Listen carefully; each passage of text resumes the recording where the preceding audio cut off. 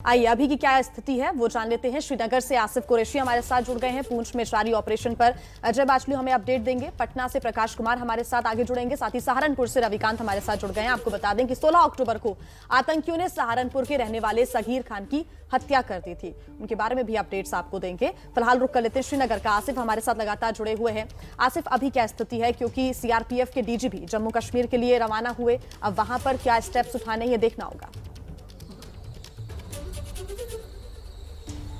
बिल्कुल, देखिए जिस तरीके के हालात पिछले 15 दिनों में कश्मीर घाटी में बने हैं, अचानक से ही जो हिंसा की घटनाएं हैं वो काफ़ी ज़्यादा बड़ी हैं और ये हिंसा जो है सुरक्षा बलों की तरफ ना डायरेक्ट होके आम नागरिकों की तरफ डायरेक्ट हो रही है और इसका सीधे का सीधा निशाना जो है वो अल्पसंख्यक समुदाय और प्रवासी लोग हैं जिनको निशाना बनाया गया है। और पिछले 48 घंटों में जिस तरीके से 4 प्रवासी मजदूरों की हत्याएं हुई हैं, उसके बाद प्रवासी मजदूरों में काफ़ी डर फैल गया है और बड़ी संख्या में प्रवासी मजदूर यहां से पलायन की तैयारी में हैं। हम इस समय श्रीनगर के नौगाम रेलवे स्टेशन में हैं, जहां पे तकरीबन 50 से ज़्यादा लोग इस समय मौजूद हैं, क्योंकि ये वही प्रवासी मजदूर हैं जो यहाँ से पलायन के लिए ट्रेन का इंतज़ार कर रहे हैं। क्योंकि मौसम ख़राब हुआ है, उसके कारण जम्मू श्रीनगर राष्ट्रीय राजमार्ग बंद हो गया है, इसीलिए अब मजदूर कम से कम बानेहाल तक इस ट्रेन के जरिए जाना चाहते हैं, कश्मीर घाटी से बाहर निकलना चाहते हैं। और यही दर्शाता है कि डर कितना फैल गया है।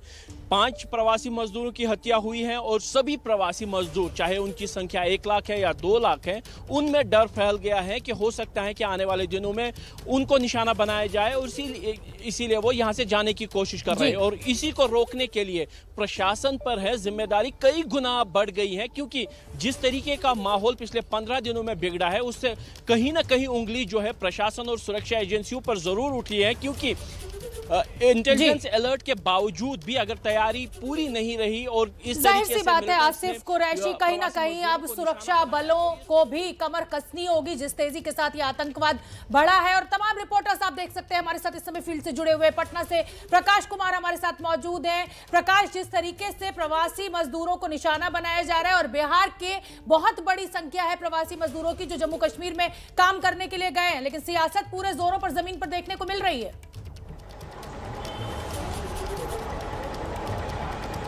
शोभना, सुशील मोदी जो बिहार के पूर्व डिप्टी सीएम रहे हैं और राज्यसभा सांसद है बीजेपी से, उन्होंने कहा है कि 3 से 4 लाख की संख्या में कश्मीर में, पूरे कश्मीर में, घाटी में, जम्मू में बिहार के लोग हैं और वहां मजदूरी करते हैं, किसी न किसी कारोबार से जुड़े हुए हैं। जो जिनकी हत्याएं हो रही है उनका घर के बारे में आप जानेंगे तो आंख में आंसू आ जाएंगे। उनके घर नहीं है, टूटे फूटे घर है, मिट्टी के मकान है।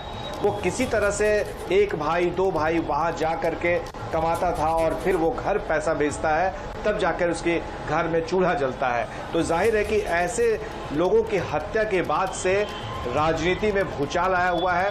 हर कोई, चाहे वो विपक्ष हो चाहे सत्ता पक्ष हो, हर कोई एक ही सवाल पूछ रहा है कि आखिर बिहार के मजदूरों की हत्या क्यों की जा रही है, आखिर इसके पीछे वजह क्या हो सकती है।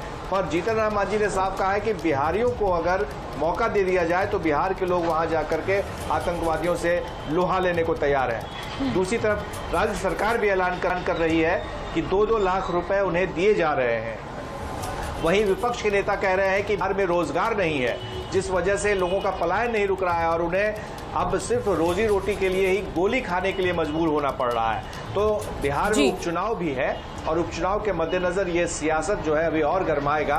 बिल्कुल बिल्कुल प्रकाश, अगर इतनी गरीब नहीं होते तो अपना घर बार, अपना गांव परिवार छोड़कर क्यों जाते जम्मू कश्मीर में दिहाड़ी मजदूरी करने। और ये जो सियासत हो रही है इसमें मैं आपको फिर बता दूं कि इन्हें इन मजदूरों की कोई चिंता नहीं है, सिर्फ वोट पर निशाना है और इसीलिए इस तरीके की सियासत की जा रही है। छोटे से ब्रेक के लिए यहां पर रुकेंगे। तमाम रिपोर्टर्स इस समय फील्ड में मौजूद हैं। सहारनपुर का भी रुख करेंगे, रविकांत का, जम्मू का भी रुख करेंगे, अजय बाचलू का, जानेंगे इस समय की स्थिति क्या है। ऑपरेशन भी चल रहा है और पूंछ में 8 दिन से ये ऑपरेशन चल रहा है, अभी भी ऑपरेशन जारी है। इस पर आइए अपडेट्स लेते हैं, हमारे संवाददाता हमारे साथ जुड़े हुए हैं। अजय, अभी क्या ताजा अपडेट्स है, क्योंकि पिछले 8 दिन की हम बात करें तो हमने जवानों को भी खोया है, हालांकि आतंकवादियों को मार भी गिराया है, यहां सफलता भी मिली है।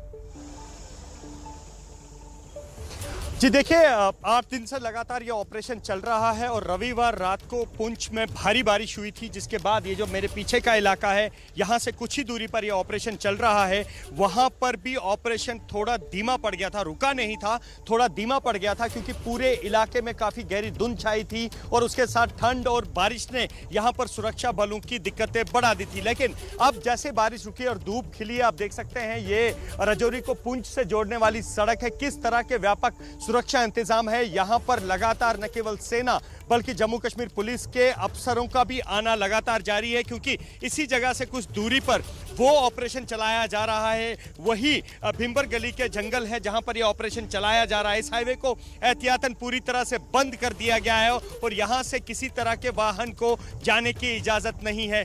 लगातार अब जब धूप खिली है तो लगातार इस पूरे जंगलों में जो है सैनिटाइजेशन ऑपरेशन चलाया जा रहा है, पूरे जंगल को खंगाला जा रहा है, जिसके लिए अब सेना ने पैरा कमांडोज की भी मदद ली है और लगातार इन जंगलों में उन आतंकियों को ढूंढा जा रहा है जो पिछले करीब 2.5 महीने से इन जंगलों में छुपे हुए हैं और जिन आतंकियों ने भारतीय सेना के 9 जवानों को निशाना बनाया है।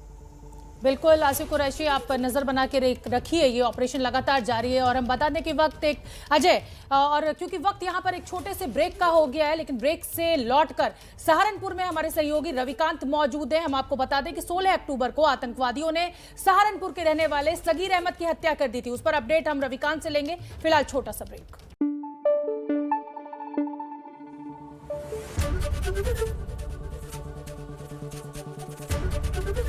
एबीपी न्यूज आपको रखे आगे।